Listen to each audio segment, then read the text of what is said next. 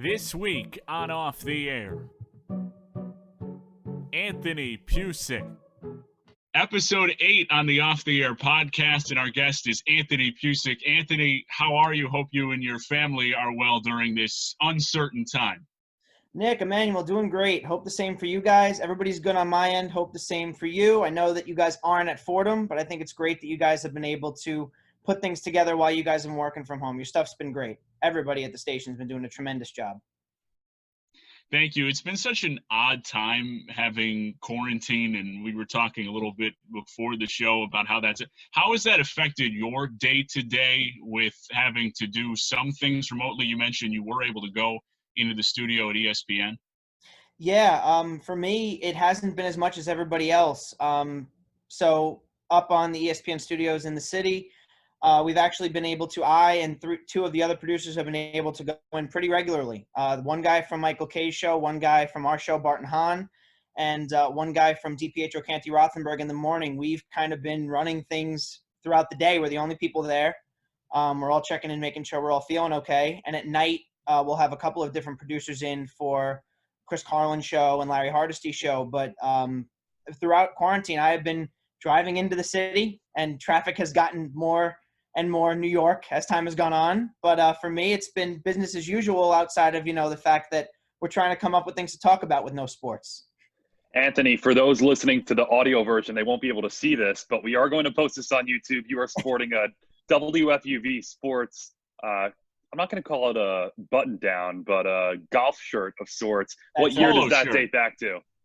That was, I think, when my senior year, so 2016, these came out, guys. I know. You guys will get something eventually, but WFV, it does spare no expense, and we did get a couple polos that maybe me and a couple guys like Matt Morrow and Taras Lejeski were able to take when we would go to what would have been the Hall of Fame weekend. That's what we would wear.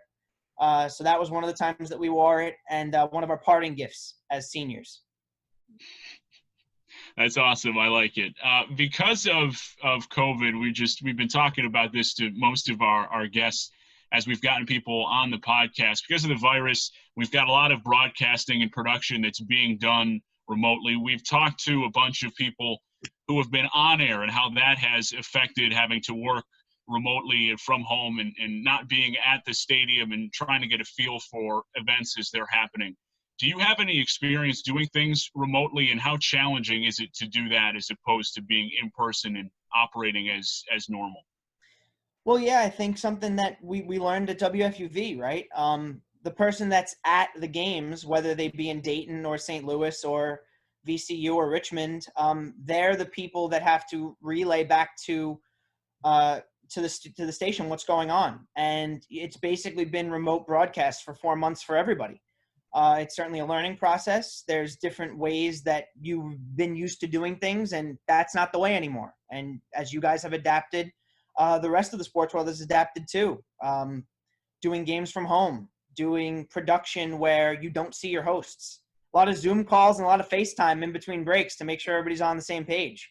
So that's really what that's been like. And, relying on, as you guys know, Potts and Coupler for a very long time. Not the most reliable things. So access units are becoming bigger, and ISDN units are the more reliable. And to be able to do that, I guess, is good training, not only for you guys, but even for the professionals who haven't had to do this for a very long time.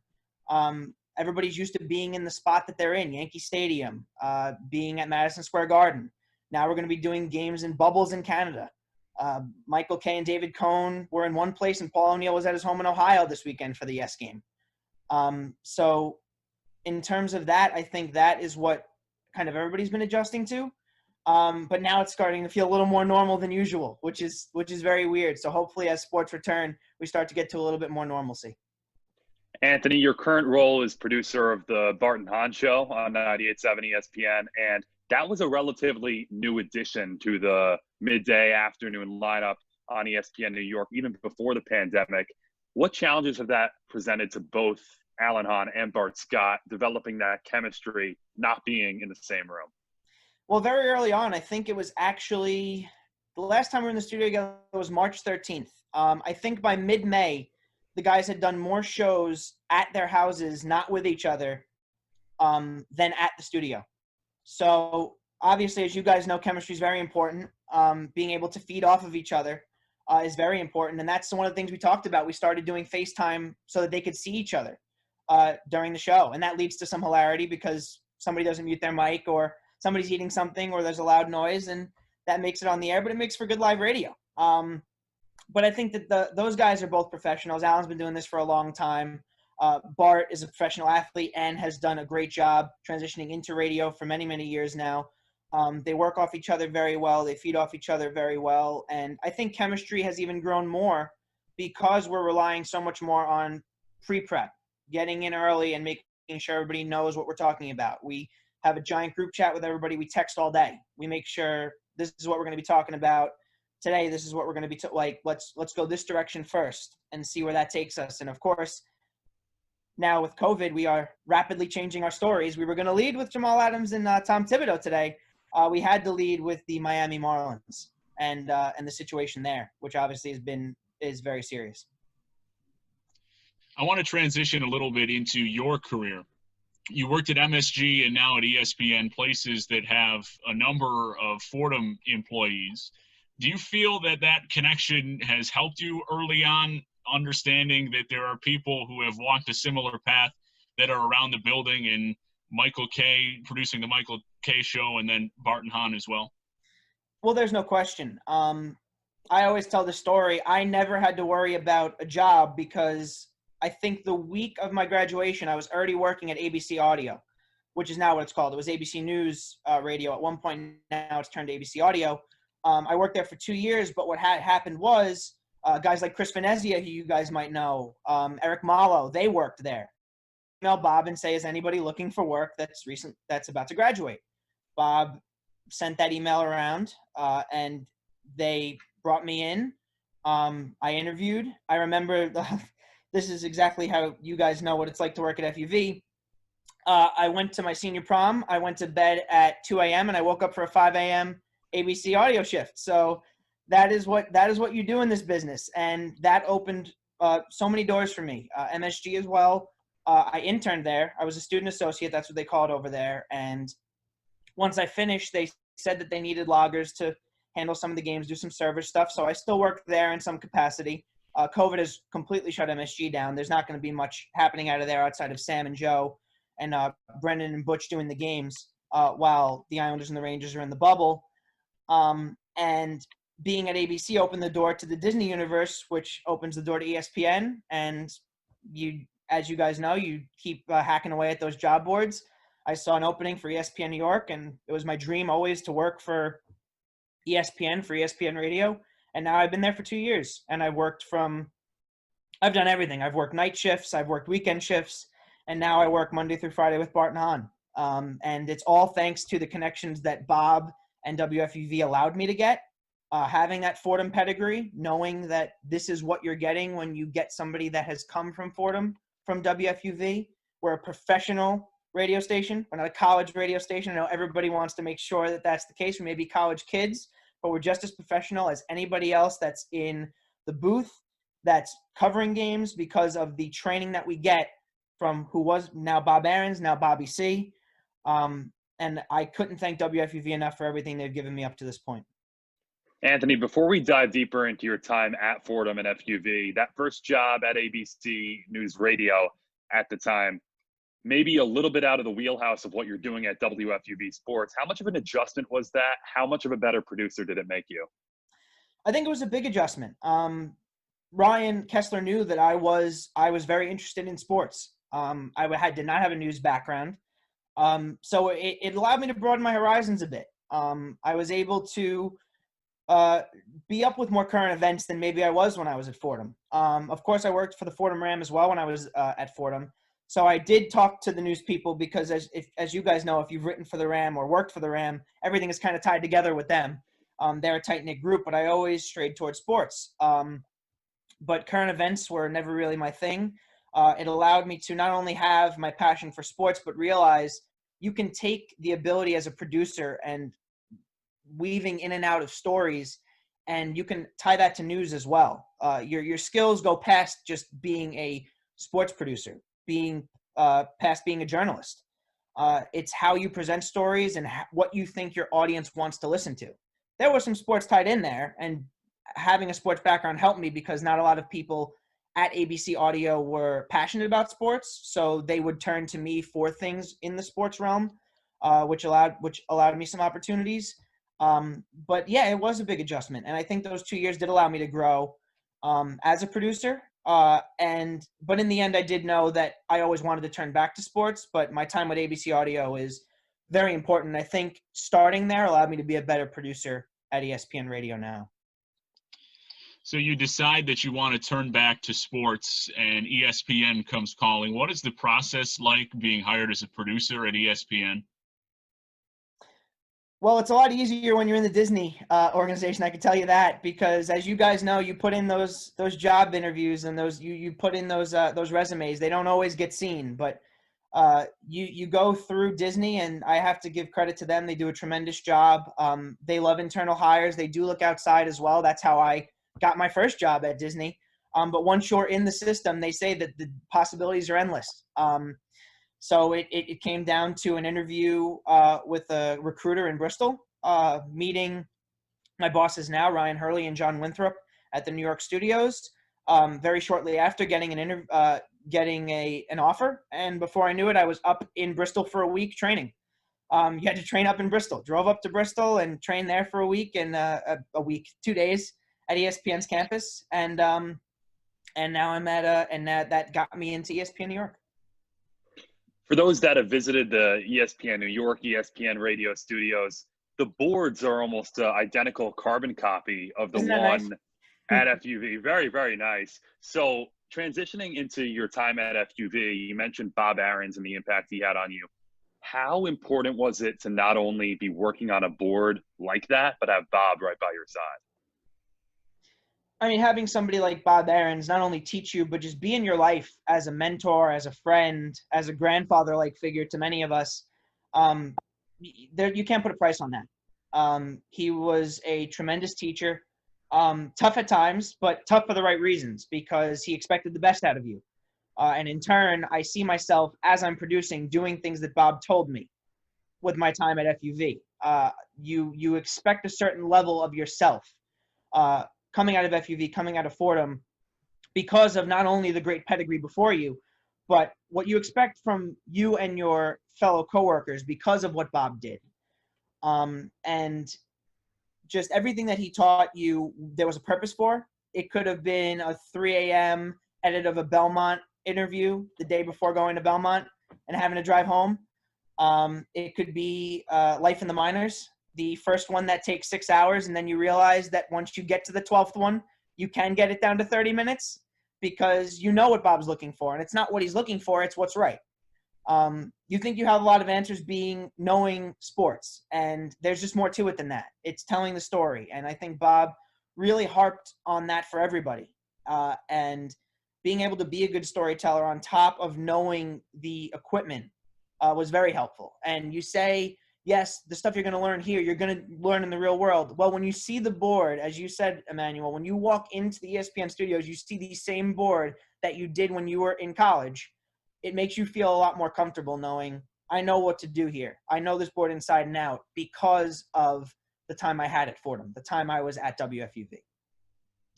We've had so many alums on this podcast on One-on-One talk about the influence of Bob Aarons on their respective careers. You are a 2015 winner of the Bob Aarons Award. What did winning that mean to you? It meant a lot.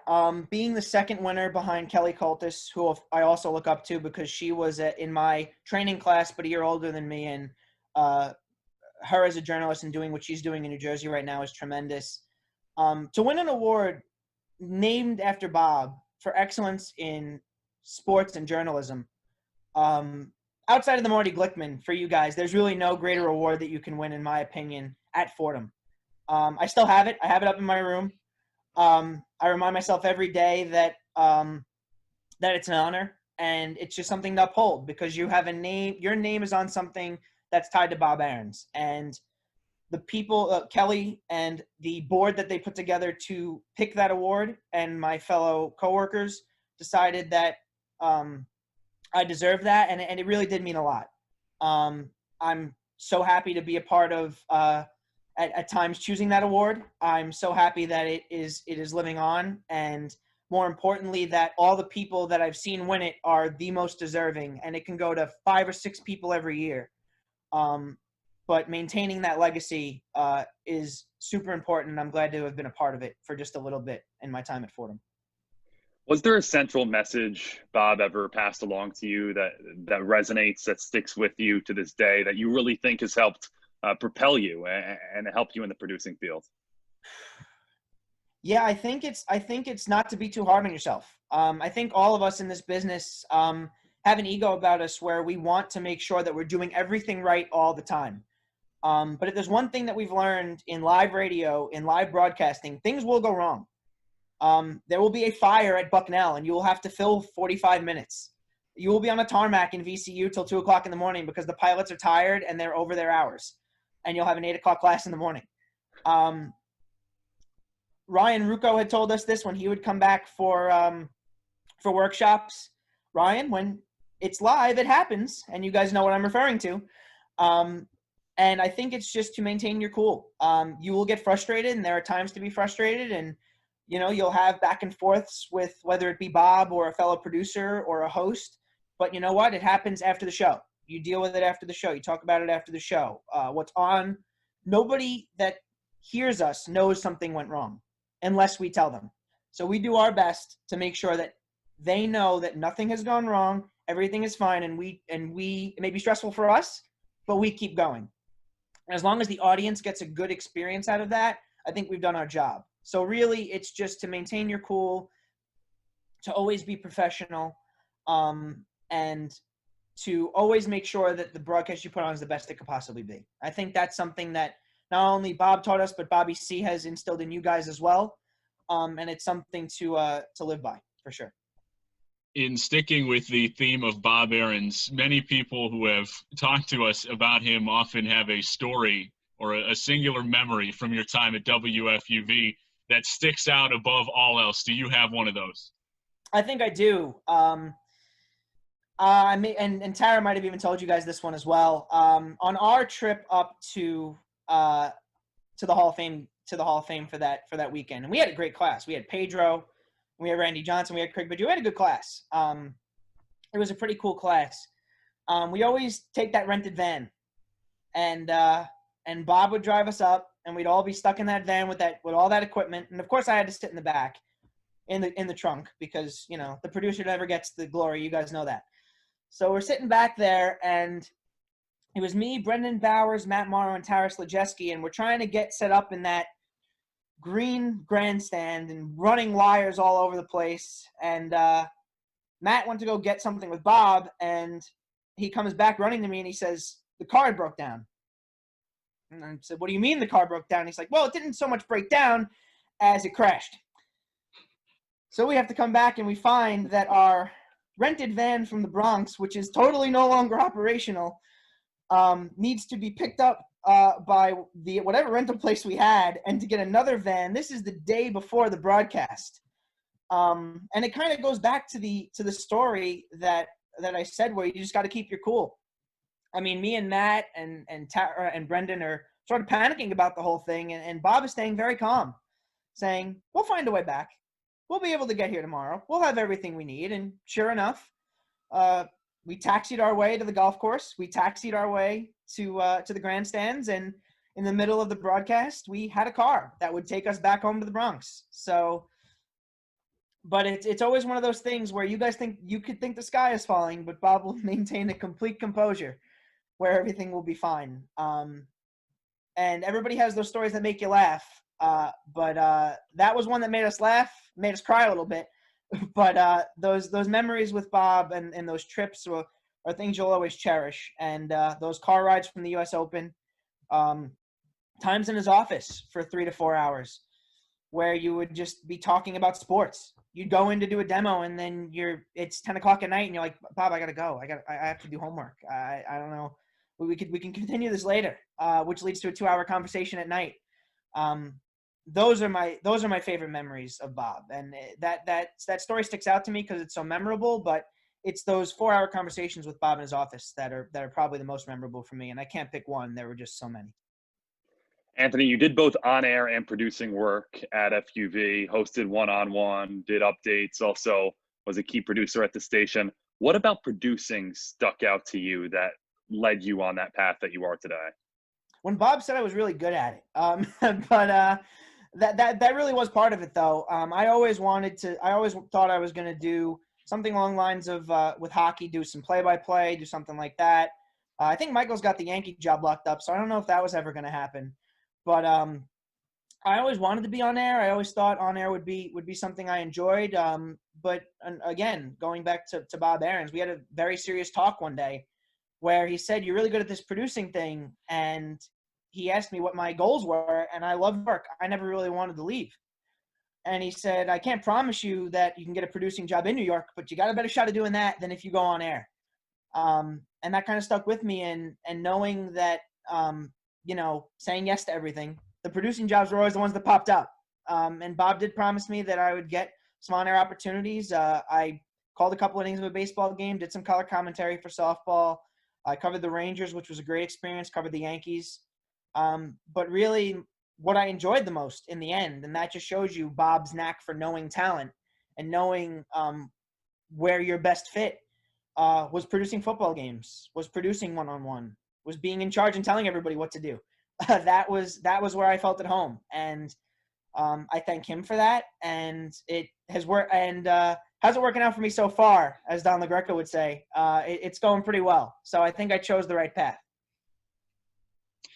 Was there a time during your professional career where you faced a challenge, whether it be during a broadcast or elsewhere, where you sat back and said, had I not had my experience from WFUV, I may not have been able to handle that the way that I did? Yeah, I believe so. We've had multiple remotes throughout the 2 years I've been at ESPN, and even at ABC. When you do breaking news, and especially with breaking news, you got people in Las Vegas trying to connect to you on a phone, and if that breaks down, what do you do? I think probably the most recent was during this quarantine. We had a really big issue with Bart's internet. He actually had to get people to come out and fix his internet. He was just having so many problems. Access wasn't working. ISDN wasn't really an option for us. And I just heard Bob in my head say, "Go to the phone." So we would have Bart, and yes, would it sound weird to have your host and another host, and one of them's on the phone, so he sounds like a guest? Yeah, but you know what? We stood on the air. And Bart was able to do the show through his cell phone. It seems like a simple thing, but, you try to get that access working as much as possible because you want the most crisp broadcast you can. But, after 5-10 minutes of trying, you got to go to the phone. And that's one of them. And we've had plenty of situations like that remotely. You guys know that despite the fact that access units are reliable, they can crash at some points where we don't have hosts. And it's a matter of, do you go to break? Do you try to play some music? How do you go about doing that? Yes, breaks, commercials, guys. That does happen once you graduate. You do have to pay the bills somehow. But those types of moments where, yeah, the equipment may not be the best, and you do pots and coupler, and they do crash on you. You know how to fix things. And sometimes it's the tried and true method is what we call it when we're at ESPN, and it's going to the phone or going to an ISDN over an access. And knowing how to do that because of WFUV, because of experiences at the station, makes it all the more easier to do your job. Everyone at FUV that comes to the program takes a great deal of pride in the lineage and maintaining that legacy. If you had one piece of advice to offer to someone starting out at FUV to further that tradition, what would it be? Say yes to everything. And I say that with some hesitancy, because if you say yes to everything at WFUV, you will spend a lot of nights and weekends doing things. But if this is something that you truly want to do, you take that Brooklyn Cyclones gig in the summer. Works out easy for me. I live in Brooklyn. But you take that Staten Island Yankees or Brooklyn Cyclones gig. You engineer one-on-one, even if you want to be on air. You shadow one-on-one as much as you can. You take that opportunity to observe the guys when they're doing football broadcasts, whether it be at Jack Coffee or in the studio, basketball broadcasts. You shadow interviews. Emmanuel, you do a great job with our new AD, with our coaches, and the way they interview. Observe the people around you. I learned so much from Julian Atienza, Eric Malo, Merrill Sturvin, Chris Venezia, Mike Watts, Alex Smith, Mac Rosenberg, who you guys have had on. They taught us the way to do things because they know how to do things at WFUV. We are competitive because we all want to do similar things, but we are a family. And families are going to argue from time to time, but families are going to be very helpful as well. And the seniors respect the freshmen, the juniors respect the sophomores, and everybody is super proud when they get recognition, whether they be alumni for 10 years, 20 years, 30 years, or they're just starting out. In fact, Emmanuel, remember you as a shaman student coming in with your class and me and Matt showing you guys how to do updates. It's all about the drive, and it's all about who wants to do this. And you're one of the first people I know that wanted to read their cast without fear of being criticized, without fear of what are they going to say? I hope somebody else goes before me. And it's that type of attitude that'll get you far. I've noticed not only at WFUV, but in your professional life. I said yes to a lot of shifts at ABC when I worked there. A lot of 9 to 5, 9 p.m. to 5 a.m., mind you, shifts on weekends, getting that extra money, filling in on the Michael K. Show, or filling in on DiPietro Canty Rothenberg. Hey, I know you've worked 5 days this week. Can you work a 6th day? Can you come in and do a Saturday show? I was ready to come in Sunday morning at 7 a.m. to do something about Tom Thibodeau and Jamal Adams. And it never came to be, but you say yes. If you're available and you could do it, you say yes. And it works at FUV, it works at Fordham, it works at the Ram, it works at anything really that you want to do. Say yes to things. And if you really are passionate about this, you're going to enjoy doing it. I have not felt like I've worked in 4 years because this job is so much fun. And I didn't work at FUV either, but they did pay us. So that was pretty nice. Anthony, before we get you out of here, we'd like to ask those who come on the podcast, when you look at our program, is there something that strikes you that will help maintain or improve the standard of WFUV sports? Well, I've said it in hashtags to you guys, and some of you are probably like, who is this random kid that's just tweeting maintain the legacy to you guys? And it's something that my class felt really strongly about. With a lot of change, not only with Fordham, but with FUV and all other things. You guys have had we've had a tremendous run as a radio station with so many great people coming out of it. And the Mike Wattses and the DJ Sixsmiths of my graduating class, what you guys are going to have with you, Nick, and with you, Emmanuel, with Jackson, and people, and Jimmy, and people, of course, that I'm going to forget, and I'm going to feel terrible that I'm forgetting. There's a legacy here, and seeing you guys winning awards and winning Murrows and being nominated for things, and seeing that the Marty Glickman Award, and seeing Mike Watts congratulate guys that he didn't even know, and Michael K. and Ryan Rucco and Spiro and Mike Yam and all these guys who have come before you, it makes me feel proud that everybody that is on the outside now feels like WFUV is still the place to be if you want to make it in this business. And you guys are venturing out into video, which is super important. And I think it's just a testament to not only what Bob laid, but what Bobby C. and you guys are laying down for everybody else, to let everybody know this is the place to be. Fordham is still the place where you can create your career. And everybody wants to come here because everybody wants this experience. Not only to be in New York, not only to be in the Bronx, not only, oh my God, we get credentials to go to the Yankees and Mets games. That's really cool. But you know that experience is going to help you if you want to do this for a living.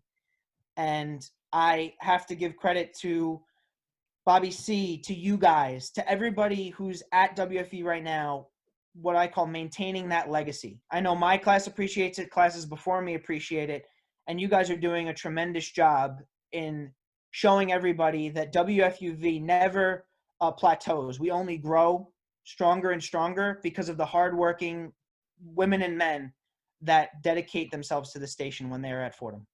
WFUV Sports alum class of 2016. Thank you so much for doing this.